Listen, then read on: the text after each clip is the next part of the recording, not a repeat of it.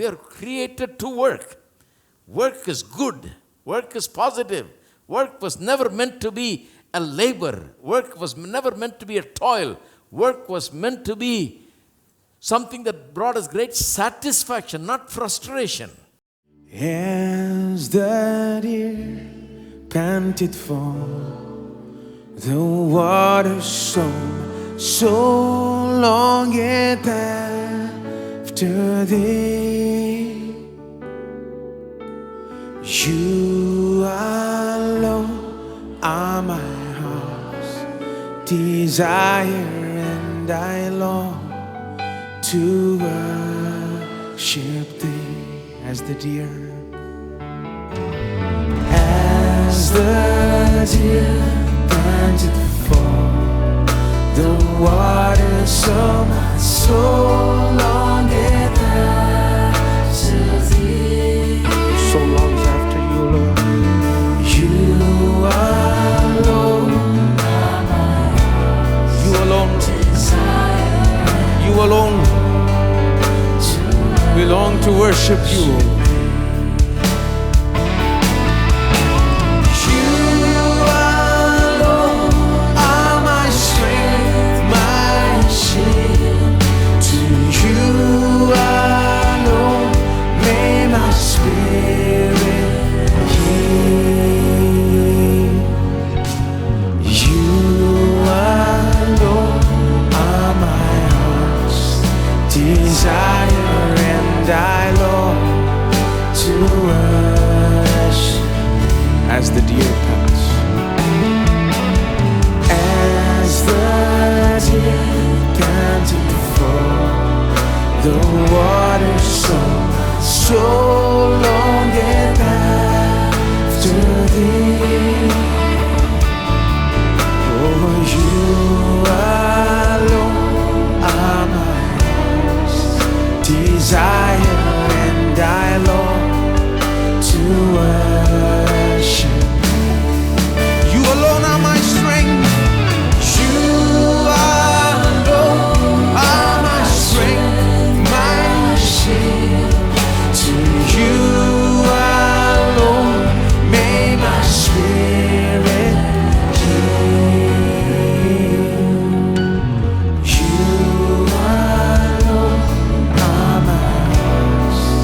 You desire, and I to worship you alone, Lord. Oh, you alone are my strength, my shield. To you alone may my spirit yield. You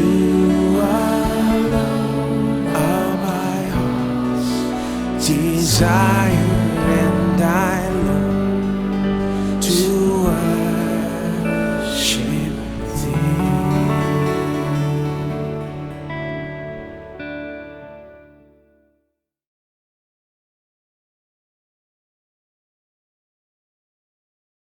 The search for the meaning of life is so important in the minds of millions and millions and millions of people. Have you got an answer about the search for the meaning of life? Can you talk about the meaning of life and how to find meaning of life? I'll tell you, the whole world is ready to listen. There's a lot of people that are thinking about the meaning of life because life to them is frustrating, is vanity, is meaningless. It is distressing. And they are looking for meaning in life. That is why this whole thing is very important.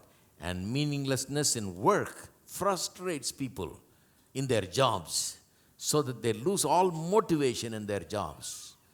And Viktor Frankl says that when you know why, see, he says when he was there in the concentration camp, when people were taken by truckloads and being burned, literally, he said a lot of people, before they were even burned, they were mentally dead because they've given up.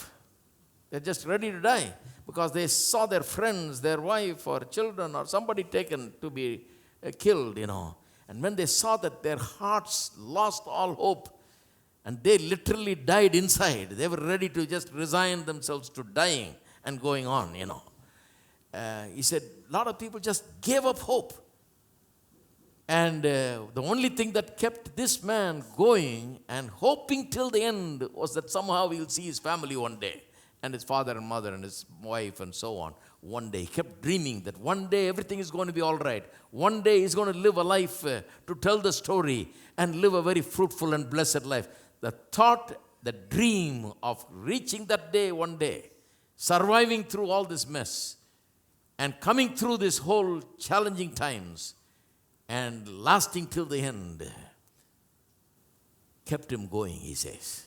So he says, if you know the why, if you know why you're here, why God placed you here in this world at this time, and why God made you the way He made you, why you are gifted the way you are, why God has given you the abilities and gifts that God has given to you that you have and possess now. If you know the why, then how is not a problem. You can deal with many hows. How are we going to overcome this problem, this challenge, that challenge? 1,000 challenges can be overcome if you know the why. Hello? It's very much true when it comes to work. When you know why you should work, what is God's original plan? Why? Why we are made as beings that need to work. Just imagine if we are made any other way. Just imagine if we are made to sit down and eat and not do anything. That'll be terrible. All the food is provided, everything is provided, house is provided, all that you need is provided. You don't have to do any work. You just have to just stay idle and just eat and sleep and not do anything. You'll be missing something very precious. The joy of work is this, that you can use your mind to think, plan, execute, devise things, invent things, create things. You can be like a little creator. And by what you have created, by looking at it, that experience is so wonderful. The joy that your creation brings to you, that your work brings to you, is something that you can never achieve through anything else. So work, we are created to work. Work is good. Work is positive. Work was never meant to be a labor. Work was never meant to be a toil. Work was meant to be something that brought us great satisfaction, not frustration. Work was meant to be something that brought us great joy, not distress. When we understand why, then how to overcome the challenges we face today and why the work is difficult is not a problem. We can overcome that. The why must be understood. All right. So the man goes through 3 stages. This preacher goes through 3 stages. The first stage is where there is a quest to make sense of life through learning and wisdom. He is now seeking to learn the meaning of life through learning and wisdom. Someone has told him probably that if you just learn enough, if you just study enough, if you go and educate yourself enough, then you will have enough wisdom, and that wisdom will answer all the questions of your life. You will have the answer to that question, the big question, the meaning of life. So he goes in search of wisdom. In chapter 1, verse 13, we read this. And I set my heart to seek and search out by wisdom concerning all that is done under heaven, this burdensome task God has given to sons of men, by which they may be exercised. Now, right there, you must stop and think about this. He says, this burdensome task God has given to the sons of man, by which they may be exercised. What is he saying? He says, God has given a burdensome task, and the language is very old here, so let me use some more modern translation. By which they may be exercised means by which they may be afflicted. This burdensome task, he's talking about work, he says, this burdensome task God has given, and thus afflicted men. What a view of life and what we do in life. He says, I looked around at all that is done under heaven, this burdensome task of life itself and everything that we do is given to the sons of men by which they may be afflicted. Is that right? If you read chapter 1 and 2 of Genesis, it is not right at all. In chapter 1 and 2, God didn't say, I've created you and I have only one purpose for you, that you may be afflicted and be burdened with all this work, so that it will become wearisome, that you may be crushed under this work. Is that what God said? No. God said, I'll make man in my image and likeness, in our image and likeness, and let them, then he blessed them and said, be fruitful, multiply, fill, subdue, and dominate over everything. God made man in his image, made him like a ruler, planted a garden, put him in it to cultivate and to keep it. What a wonderful plan God had. This doesn't come from the Bible. This is a man looking at the world, and he doesn't have the knowledge of God. He doesn't take God into, he doesn't factor in God here. These ideas didn't come from God, didn't come from the Bible. This is not God's word where he got his knowledge from. This is worldly wisdom, speculative wisdom. The whole book is trying to show how speculative wisdom leads to vanity, meaninglessness, and does not give the meaning. Talking about this and that, try to figure out this and that only with world's wisdom. See, the world has a wisdom of its own, which is in a way good. Like you study physics, chemistry, mathematics, and all these subjects, which is good. But when it comes to certain things, the world does not have answers. Some books of the Bible, when you read it, like book of James or book of Proverbs in the Old Testament, when you read it, it's like being in a church hearing the preaching of a pastor, right? Telling you, be good, do good, don't do this, and so on. That type of ethical type of teaching. But when you read Ecclesiastes, it is like attending a philosophy class. Have you ever attended a philosophy class? When I went to college, that's the major they gave me. Now, in my days, you could study only what they give you, not what you ask. So they gave me philosophy major. So I went and sat there. In 1 week, my head was rolling, I just didn't know what in the world was happening, I just went back and told the principal, I want some other major. He said, what? I said, give me anything. He said, we have only politics you want. I said, that's better, give me. I remember when I went to study in Bible college, I went for my visa, and the American visa officer said, you're studying politics, why do you want to go and study Bible now? What does politics have to do with the Bible? I said, sir, in our country, we study only what they give us. So I've been studying what they gave me, but now only I'm going to study what I really want to study. Immediately he stamped me and said, go.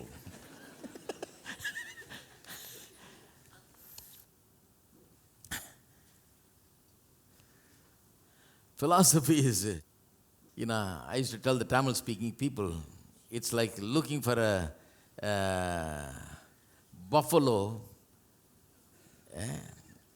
in the middle of the night without any light, when you can't even see a cow in the daytime, in broad daylight, You're never going to get answers. Philosophy is like this, they ask questions and you're supposed to answer them. They ask a question, you answer.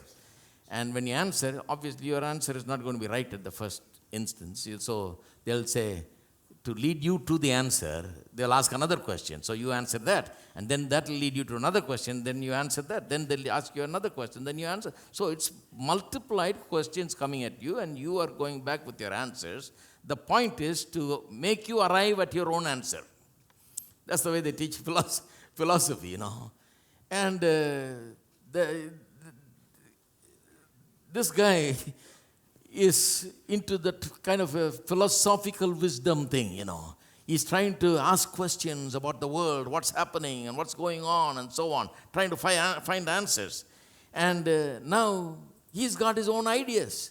He's coming up with his answers. His answer is not right. Some people may point out to the Bible and say, look, it says that God has given this burdensome task of life and living and work to men so that men may be afflicted with it. See, this is the will of God. No, it's not right.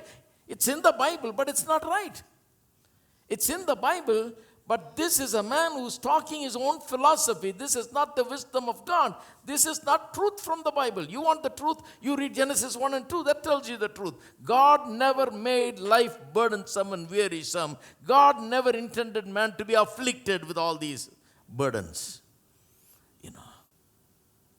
So this man is doing it with the world's wisdom. Then he says in verse 15, what is crooked cannot be made straight, and what is lacking cannot be numbered. I communed with my heart, saying, look, I have attained greatness and gained more wisdom than all who were before me in Jerusalem. My heart has understood great wisdom and knowledge. Finally, he's read all the books and searched everything and become very educated. He's looking for the truth about meaning of life. And he says, I set my heart to know wisdom and to know madness and folly. I perceived that this also is grasping for the wind. After trying so hard, reading all the books and trying to understand, get all the learned wisdom and understanding, he says, I've been grasping for the wind. It's a waste of time, he says. It's just, I didn't get nothing out of, no answer. For in much wisdom is much grief, and he who increases in knowledge increases sorrow. That's his conclusion. After searching for wisdom and understanding, he says, it only leads to sorrow. Let me read you another passage, chapter 2, verse 12 onwards. Chapter 2, verse 12. Then I turned myself to consider wisdom and madness and folly. For what can the man do who succeeds the king? Only what he has already done. Then I saw that wisdom excels folly as light excels darkness. The wise man's eyes are in his head, but the fool walks in darkness. Yet I myself perceived that the same event happens to them all. So he's talking about the wise man and the fool, and in the end, the same thing happens to both the wise man and the fool, he says. So I said in my heart, as it happens to the fool, it happens to me. And why was I then more wise? Then I said, now he's getting to be a real philosopher. Then I said in my heart, this is also vanity, meaningless. The same thing that happens to the fool that doesn't even think with his brain, the same thing happens to me who's well educated and studied, he says. For there is no more remembrance of the wise than of the fool forever, since all that now is will be forgotten in the days to come. And how does a wise man die? As a fool. How does the wise man die? Just like the fool, he says. There's no difference in the way people die. Whether you're wise or fool, you die the same way, he says. So I thought about all of these things. He says, I thought about the fact that everything is going to be forgotten. Nobody's going to remember me for my great wisdom and all that. I'm not going to be celebrated and remembered 200 years from now. Nobody will even know who I am. I thought about all these things. I'm going to die the same death as the fool in this world who doesn't even think much. Then why am I wise? He says. In other words, he's thinking about death. He says, one day we're going to die. This life is not a lasting life. One day we're all going to die.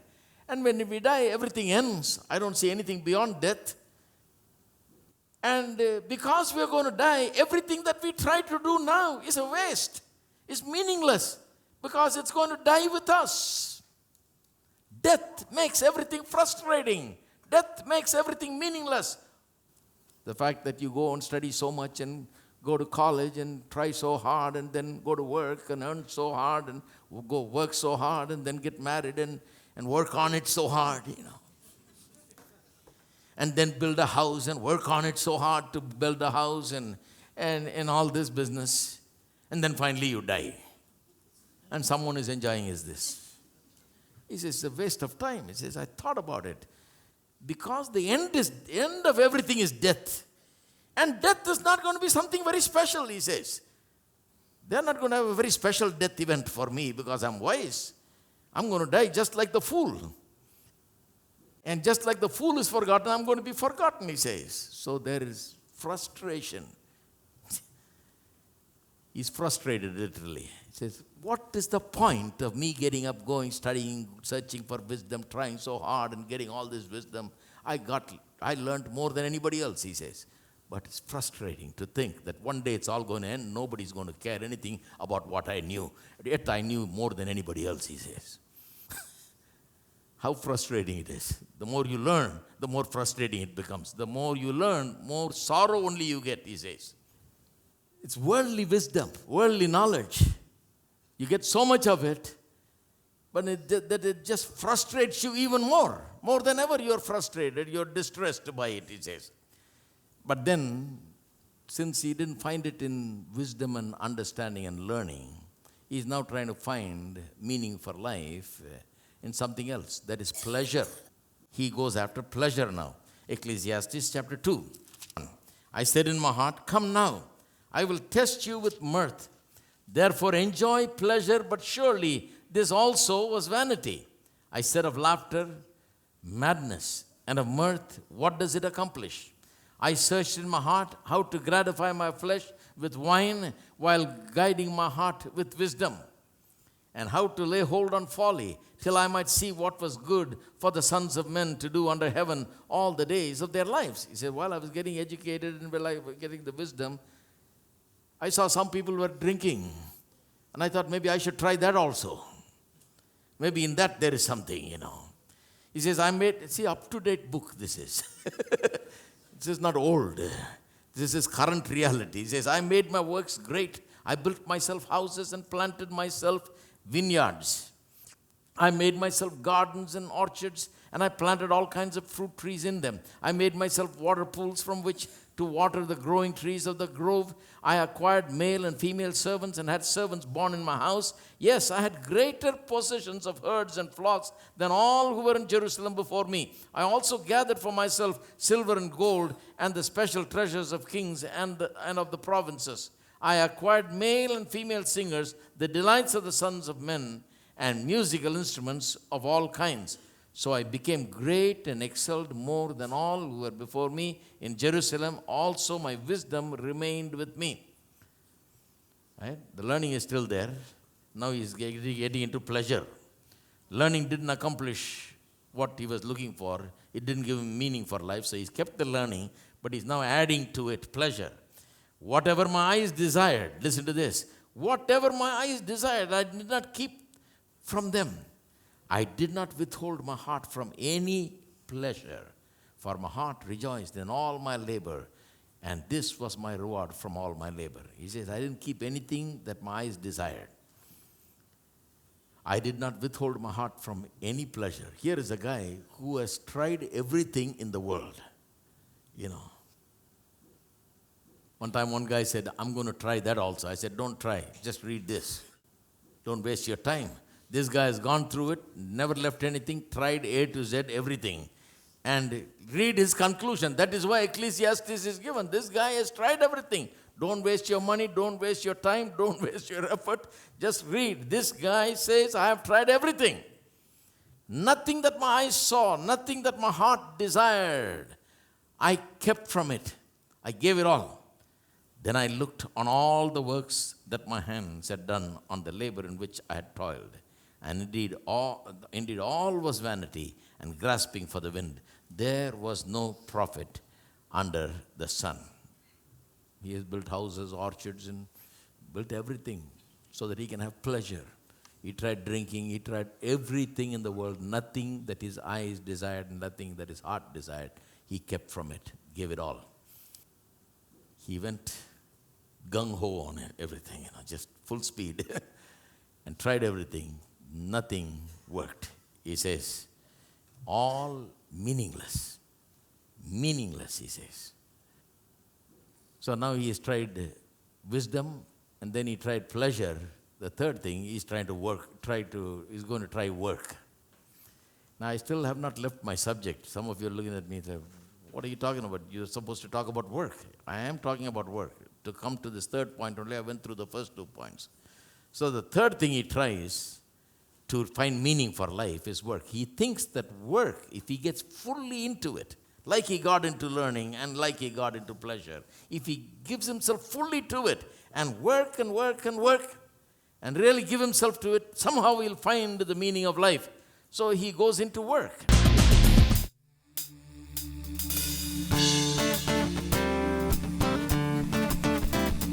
Everybody clapping your hands if you can with me, all right?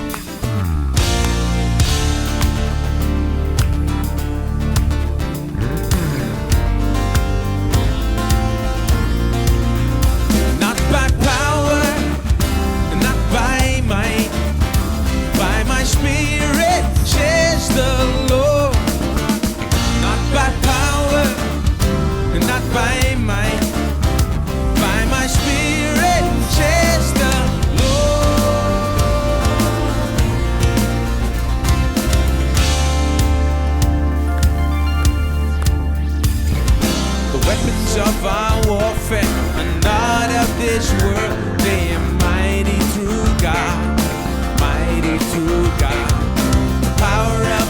mercy and the power of His love, they are stronger than all, stronger than all.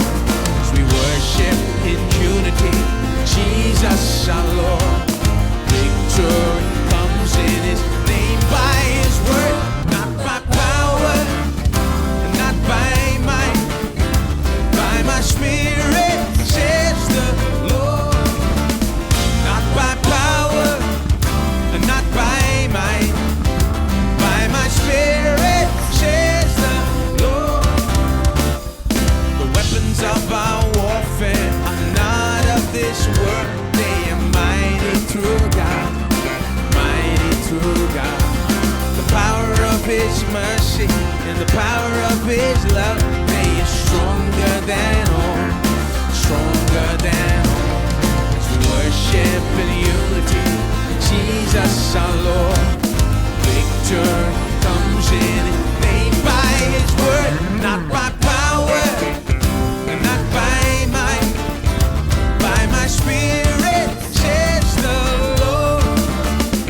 Not by power, and not by might, but by my Spirit, says the Lord. Not by power, not by everybody, but by my Spirit.